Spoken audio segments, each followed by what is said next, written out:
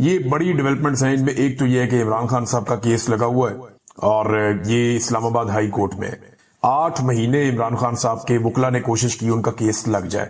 یہ ایکچولی ایک کیس نہیں ہے، 2 کیسز ہیں عمران خان صاحب کے جو دونوں ہی نہیں لگنے دیے جا رہے اور دونوں میں ٹیکنیکلی عمران خان صاحب کو پریشان کیا جا رہا ہے. ایک تو القادر یونیورسٹی والا کیس ہے جس میں عمران خان صاحب کے خلاف فیصلہ دیا گیا تھا، کیونکہ اڈیالہ جیل میں جو بھی عدالت لگتی ہے، جو بھی جج آتا ہے، اس کو مجبور کیا جاتا ہے کہ وہ عمران خان کے خلاف فیصلہ دے.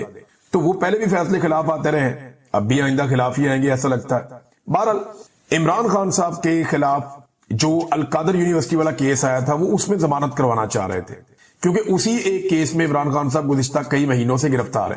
اگر وہ ضمانت ہو جاتی تو 8 مہینے تک اس کو لٹکایا گیا معاملے کو، اور 8 مہینے تک لٹکانے کے بعد پی ٹی آئی نے بہت کوشش کی، ان کے وکلا نے بہت کوشش کی، تو اب آج کے دن میں وہ کیس لگا ہوا ہے. آج کے دن تک عمران خان صاحب کی جو گرفتاری ہے جیل کے اندر وہ صرف ایک مقدمے میں ہے اور وہ یہی مقدمہ ہے.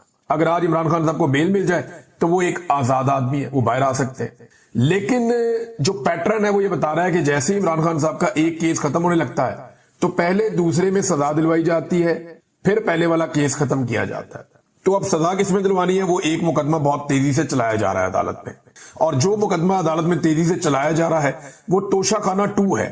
توشہ خانہ کے ساتھ 2 کیوں لگتا ہے؟ ذرا کبھی آپ نے یہ سوچا ہے؟ معاملہ یہ ہے کہ یہ عمران خان صاحب پہ توشہ خانہ کے حوالے سے پہلے 2 مقدمات پہلے چلائے جا چکے ہیں. اب یہ ایک اور مقدمہ ہے جو عمران خان صاحب کے اوپر توشہ خانہ کے حوالے سے چلایا جا رہا ہے. یعنی ایک ہی نوعیت کا مقدمہ ہے، اس کو الگ الگ کر کے الگ الگ عدالتوں میں لگا کے الگ الگ سزائیں دلوائی جا رہی ہیں تاکہ میکسیمم ٹائم عمران خان صاحب کو جیل کے اندر رکھا جا سکے.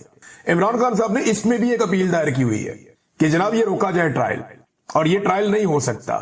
بریت کی عمران خان صاحب نے درخواست دی ہوئی ہے، لیکن وہ بھی کیس نہیں لگ رہا. اچھا، وہ کیس نہ لگنے کے پیچھے بھی ایک لمبی کہانی ہے جو کافی عرصے سے چل رہی ہے. ذرا تھوڑا سا آپ کو اس کے بارے میں بتا دیتا ہوں. ثاقب بشیر صاحب نے اس کو بڑا اچھے طریقے سے ایلیبوریٹ کیا ہے.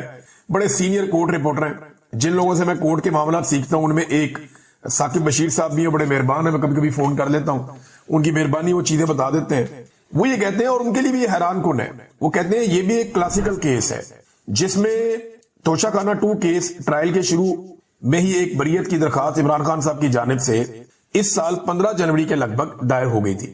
آج 24 ستمبر تک 0 پر یہ کیس کھڑا ہے. یعنی 24 ستمبر ہو گیا 15 جنوری سے لے کر لگ بھگ 9 ماہ ہو گئے ہیں اور عمران خان صاحب کا کیس نہیں لگ رہا. جسٹس انعام امین منہاس سن رہے ہیں یہ کیس، اور قصہ کچھ ایسے ہوا کہ یہ کیس لگا تھا سب سے پہلے میاں گل حسن اورنگزیب کے سامنے. انہوں نے کہا کہ اس کے اوپر جو اعتراض ہیں وہ ختم کیے جائیں. تو 20 جنوری کو یہ جسٹس انعام امین منہاس ایڈیشنل جج بن گئے. پھر اعتراض جب ختم ہوئے تو یہ کیس جانا تو واپس چاہیے تھا اسی جج کے پاس جس کے پاس پہلے لگا ہوا تھا، کیونکہ انہوں نے تو کہا تھا اعتراض ختم کروا لے اور واپس یہیں پہ لے آئے اعتراض ختم کر کے. لیکن ہوا یہ کہ جب کیس کے اعتراض ختم ہوئے تو یہ کیس بجائے اس کے لگتا جسٹس میاں گل حسن اورنگزیب صاحب کے پاس، یہ چیف جسٹس عامر فاروق صاحب نے جو نئے جج آئے تھے، کچے جج یعنی ایڈیشنل جج، ان کے سامنے 23 جنوری کو یہ کیس لگا دیا، اور تب سے لے کر اب تک یہ کیس سنا ہی نہیں جا رہا. اب یہ معاملہ میں اور بھی اس میں بہت ساری چیزیں بتا سکتا ہوں لیکن اس کو یہاں روک لیں. تو یہ کیس اس لیے نہیں سنا جا رہا کہ وہاں پہ بھی عمران خان صاحب توشہ خانہ 2 میں فارغ ہوتے ہیں اور یہاں عمران خان صاحب جو ہیں وہ القادر میں بھی فارغ ہوتے ہیں. تو اگر یہ 2 کیس اڑ جاتے ہیں تو عمران خان صاحب کو پھر اندر رکھنا صرف 9 مئی کا کوئی مقدمہ بنا کے ممکن ہوگا، اور 9 مئی کے مقدمے میں سپریم کورٹ آف پاکستان پہلے ہی کہہ چکی ہے کہ عمران خان تو گرفتار تھے، اندر تھے، اور انہوں نے سپریم کورٹ کے اندر کھڑے ہو کر کہا کہ یہ جو کچھ بھی ہوا باہر یہ اچھا نہیں ہوا. انہوں نے اس کے اوپر افسوس کا اظہار کیا عمران خان صاحب نے، اور یہ اس ری ایکشن کے نتیجے میں ہوا جو انلیگل ایکشن کیا گیا تھا رینجرز کی جانب سے اسلام آباد ہائی کورٹ میں. یہ ہے ٹوٹل کہانی. اب آج عدالت میں کیا ہونے جا رہا ہے جا کر دیکھ لیتے ہیں. 11:30 بجے عدالت میں پہنچیں گے سب لوگ کورٹ روم نمبر 1 میں، جہاں چیف جسٹس اسلام آباد ہائی کورٹ اور دیگر لوگ یہ سنیں گے. عمران خان صاحب نے اسی چیف جسٹس کے بارے میں کہا کہ انہیں 3rd امپائر بنانا چاہیے اگر پاکستان نے میچ جیتنا ہے. تو عاصم منیر کو اور محسن نقوی کو اوپنر بھیجو، قاضی فائد عیسیٰ کو اور سکندر سلطان راجہ کو امپائر بناؤ، اور 3rd امپائر لگاؤ جسٹس جوگر کو، جو کیس ہی نہیں لگنے دیتے. بھارت دیکھتے ہیں عمران خان صاحب کی اپیل میں آج عدالت میں کیا ہوتا ہے. بڑی تعداد میں پاکستان تحریک انصاف کے اراکین اسمبلی وہاں پہنچے، اس کا بندوبست کیا جا رہا. دیکھتے ہیں کون پہنچتا ہے کون نہیں پہنچتا. دوسری ناظرین بڑی خبر آج کی ایک اور ہے، تو یہ خبر ذرا آپ دیکھیے. یہ ایک ہونے جا رہی ہے گول میز کانفرنس وکلا کی. یہ 2 سال پہلے بھی ہوئی تھی. غالباً یہ اس وقت ہوئی تھی جب میں یا تو ISI کی قید میں تھا یا میں نیا نیا باہر آیا تھا، کیونکہ مجھے کچھ یاد نہیں ہے اس کے بارے میں خبریں نہیں بھولتا، مجھے 15 سال پرانی خبر بھی یاد ہوتی ہے، لیکن یہ خبر اگر میری نظر سے نہیں گزری تو اس کا مطلب یہ ہے کہ یا تو میں اس وقت ISI کی قید میں تھا، یا یہ اس وقت ہوئی یا اس کے بعد اس وقت ہوئی جب میں خبریں نہیں دیکھ رہا تھا، مجھے آئیڈیا نہیں تھا، میں بیمار تھا۔ تو ناظرین، 26ویں آئینی ترمیم اسلام آباد ہائی کورٹ میں آئین اور قانون کی پامالی، عدلیہ کے وقار کی دھجیاں بکھیرنے کی سازش اور آزاد عدلیہ کا گلا گھونٹنے کی جو کوششیں ہو رہی ہیں ان کے خلاف وکلا کی ایک گول میز کانفرنس ہو رہی ہے۔ اب اس کانفرنس میں کون کون ہے، ذرا یہ نام آپ دیکھ لیجئے۔ سردار لطیف کھوسہ، اعتزاز احسن، حامد خان، پوری تحریک انہوں نے چلائی تھی، یہ سابق سپریم کورٹ بار ایسوسی ایشن کے صدر ہیں، اور اس کے بعد سپریم کورٹ بار ایسوسی ایشن کے سابق صدر اعتزاز احسن بھی ہیں۔ اس کے بعد علی احمد کرد، یہ بھی سپریم کورٹ بار ایسوسی ایشن کے سابق صدر ہیں۔ منیر ملک، یہ بھی سپریم کورٹ بار ایسوسی ایشن کے سابق صدر ہیں۔ پھر بیرسٹر علی ظفر، یہ بھی اسی عہدے پر رہ چکے ہیں ماضی میں، اور قاضی انور، یہ بھی سابق صدر سپریم کورٹ بار ایسوسی ایشن رہ چکے ہیں۔ یہ بڑے سینئر وکلا ہیں، ان میں سے 6 ایسے ہیں جو سابق صدر ہیں سپریم کورٹ بار ایسوسی ایشن کے، اور لطیف کھوسہ صاحب سابق گورنر بھی ہیں، اور آپ انہیں اچھی طرح جانتے ہیں، وہ بہت سارے عہدوں پہ کام کر چکے ہیں۔ تو یہ تو ہے چند سینئر وکلا، باقی جو وکلا ہیں وہ آپ کو وہاں نظر آ جائیں گے۔ تو یہ گول میز کانفرنس ہونے جا رہی ہے اسلام آباد میں آج کے دن میں، صبح 11 بجے سے لے کے شام 5 بجے تک یہ جاری رہے گی۔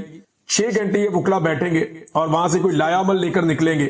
شام کو جو ان کی پریس بریفنگ ہے اس پہ میں آپ کو بتاؤں گا کہ انہوں نے کیا فیصلے کیے اور معاملہ کس طرف جائے گا۔ بہرحال یہ اسلام آباد میں ہونے جا رہی ہے، اب اس کا رزلٹ دیکھتے ہیں کہ کیا نکلتا ہے۔ عمران خان صاحب کا ایک سٹیٹمنٹ بھی ہے، وہ سٹیٹمنٹ چلے بعد میں آپ کے سامنے رکھتا ہوں، لیکن پہلے آپ یہ دیکھیں کہ پاکستانی جو ہے نا وہ اب ڈونلڈ ٹرمپ کے سامنے بچھے ہوئے ہیں، پاکستانی حکمران۔ شہباز شریف صاحب کے بارے میں یعنی وہ کسی کے ساتھ ہاتھ ملاتے ہیں نا تو فوراً دونوں ہاتھوں سے ہاتھ پکڑ لیتے ہیں اور مسکراتے ہیں، ایک اجلت کا شکار ہے، ایک ایسا لگتا ہے کہ ہڑبونگ مچی ہوئی ہے، اور ایک بہت ایسا لگتا ہے شہباز شریف صاحب اس کو کھانا چاہ رہے ہیں یا اپنے اندر سمونا چاہ رہے ہیں اس آدمی کو۔ ہر آدمی کے فین بن جاتے ہیں جا کے۔ ایتھوپیا کا کوئی سربراہ مملکت مل جائے تو اس کے ساتھ، روانڈا سے مل جائے اس کے ساتھ، نائجیریا سے مل جائے اس کے ساتھ، کسی چھوٹے موٹے سینٹرل ایشیا کا ملک کا مل جائے اس کے ساتھ، نیپالی، سری لنکن، کوئی بھی۔ یہ شہباز شریف صاحب ایک عجیب۔ تیسرا ایک اور معاملہ بھی ہے، اور وہ معاملہ ہے عمران خان کی رہائی کے لیے نئی حکمت عملی کا۔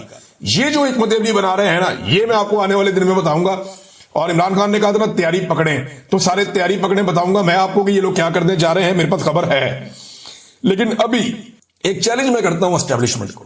اسٹیبلشمنٹ کہتی ہے نا سارے آپریشن کرنا چاہتے ہیں، DGISPR نے کہا کہ ہم مانیں گے نہیں ایسی حکومت کو جو یہاں آپریشن کی مخالفت کرے گی، یعنی انہوں نے صاف کہہ دیا کہ آپریشن کی مخالفت انہیں کسی صورت قبول نہیں ہے، تو صرف فضل الرحمان سے آپریشن کے حق میں بیان لے لیں، ANP سے آپریشن کے حق میں بیان لے لیں، جماعت اسلامی سے آپریشن کے حق میں بیان لے لیں۔ یہی 3 بڑی پولیٹیکل پارٹی ہے نا خیبر پختونخوا کی۔ دیکھیں پیپلز پارٹی کا اور PMLN کا تو سٹیک ہی تھوڑا سا ہے، انہوں نے تو ادھر KP میں آنا ہی نہیں ہے۔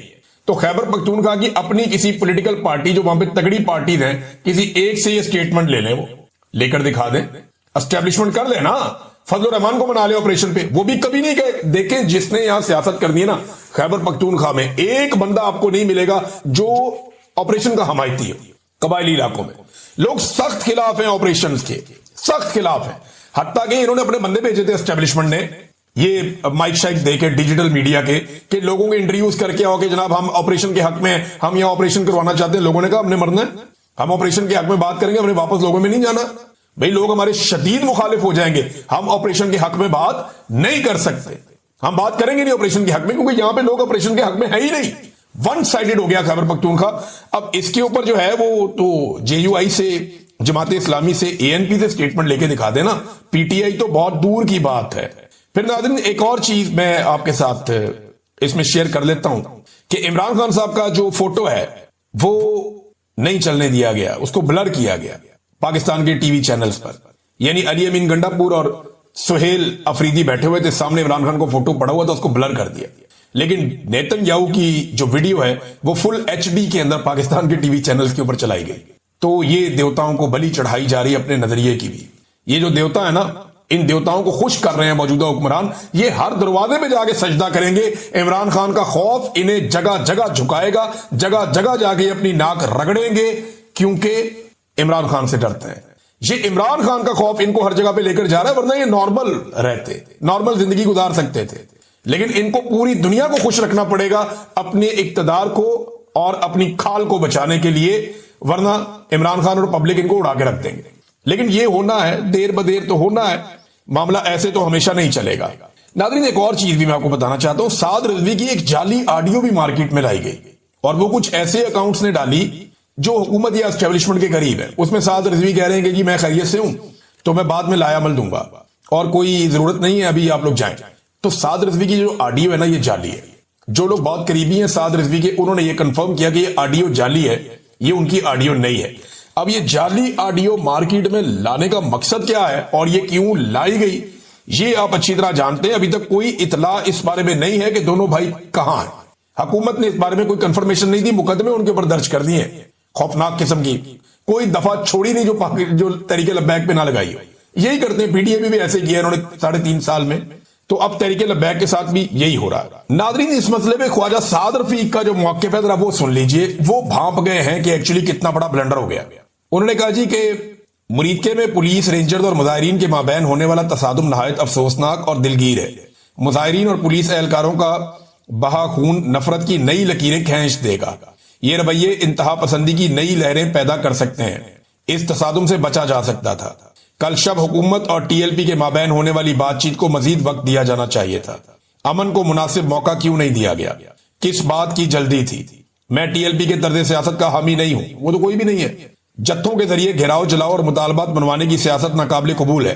غزہ میں جنگ بندی ہو جانے کے بعد لانگ مارچ کر کے اسلام آباد میں امریکی سفارت خانے کے سامنے احتجاج کا اعلان ناقابل فہم اور بلا جواب تھا۔ یہ تو خواجہ صاحب کی کر دے، یہ تو وہاں پہ برطانیہ میں بھی ہو رہا ہے، ابھی ساؤتھ افریقہ میں ہو رہا ہے، یورپ میں ہو رہا ہے۔ لوگ امن معاہدے کے باوجود احتجاج کر رہے ہیں، تو حکومتیں ان پہ گولیاں تو نہیں چلا رہی، لیکن ان تک کوشش کر کے مذاکرات کے ذریعے درمیانی رستہ نکالنا اور جید علماء سیاستدانوں کو بیچ میں ڈال کر ایک دوسرے کو فیس سیونگ دینا اور امن قائم رکھنا ہی درست رہتا تھا۔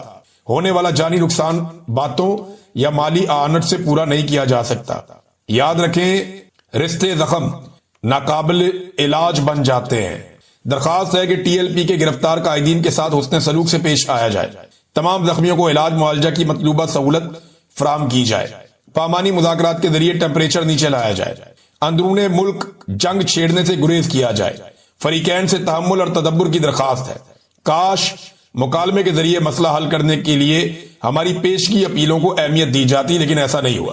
دیکھیں میں پھر آپ کو یہ کہوں گا کہ تحریک لبیک کو اگر کرش کرنا تھا تو اس کے بے شمار موقع تھے، لیکن اسرائیل کے معاملے پہ کرش کیا گیا، فلسطین کے معاملے پہ کرش کیا گیا۔ اٹ واز ڈیلیبریٹ، ایسا لگتا ہے، کیونکہ جو بہت بڑے بڑے دیوتا ہیں ان کو بلی چڑھانی تھی، اور یہ شاید ایسا لگتا ہے کہ وہی بلی چڑھائی گئی ہے۔ ناظرین ایک اور انٹرسٹنگ خبر، یہ جو مصر گئے شہباز شریف صاحب، اور یہاں شرم الشیخ میں جب یہ میٹنگ ہو رہی تھی تو اردگان جب آ رہے تھے تو انہیں پتا چلا ہوا میں کہ شاید نیتن یاہو بھی آ رہا ہے، تو انہوں نے اپنے طیارے کو اوپر چکر دینا شروع کر دیا اور یہ مطالبہ کر دیا کہ اگر نیتن یاہو آئے گا تو میں اس جگہ نہیں آؤں گا، میں یہاں سے واپس جاؤں گا۔ لہذا پھر نیتن یاہو کا جو آنا تھا اس کو منسوخ کیا گیا، اور پھر اردگان اترا وہاں پہ ایئرپورٹ پہ، اور اس نے اس پروگرام کے اندر شرکت کی۔ اور مزے کی بات آپ کو بتاؤں، ترکی اسرائیل کو تسلیم کر چکا ہے بہت پہلے، وہ اسرائیل کو تسلیم کرتا ہے لیکن نیتن یاہو کو تسلیم نہیں کرتا۔ اور آپ کا جو وزیر اعظم شہباز شریف ہے وہ اسرائیل کو تسلیم نہیں کرتے ابھی تک ہم، لیکن وہ نیتن یاہو کے آنے پہ کوئی احتجاج نہیں کیا، یعنی ہماری طرف سے ایسی کوئی شرط نہیں تھی۔ یہ شرط کس کی طرف سے تھی؟ اردگان کی جانب سے تھی۔ اندازہ کریں آپ پاکستان کہاں کھڑا ہے۔ پاکستان کے ٹی وی چینلز کے اوپر نیتن یاہو کو دکھایا جا رہا ہے۔ ڈونلڈ ٹرمپ نے اپنے منہ سے اعلان کیا کہ یہ سب جو ہم لوگ یہاں موجود ہیں ابراہیم اکارڈ کا حصہ بن رہے ہیں، اعلان کیا اس نے۔ شہباز شریف وہاں کھڑے ہو کر کہہ دیتے نا جب ڈونلڈ ٹرمپ کی تعریف کرتے کہ ابراہیم اکارڈ کا ہم حصہ نہیں ہے، یا ہم اسرائیل کو تسلیم نہیں کرتے، یا ہم کوئی ایسی بات نہیں کی، صرف ڈونلڈ ٹرمپ کی تعریفیں کی ہیں، چپ کے رکھا کام شہباز شریف صاحب نے۔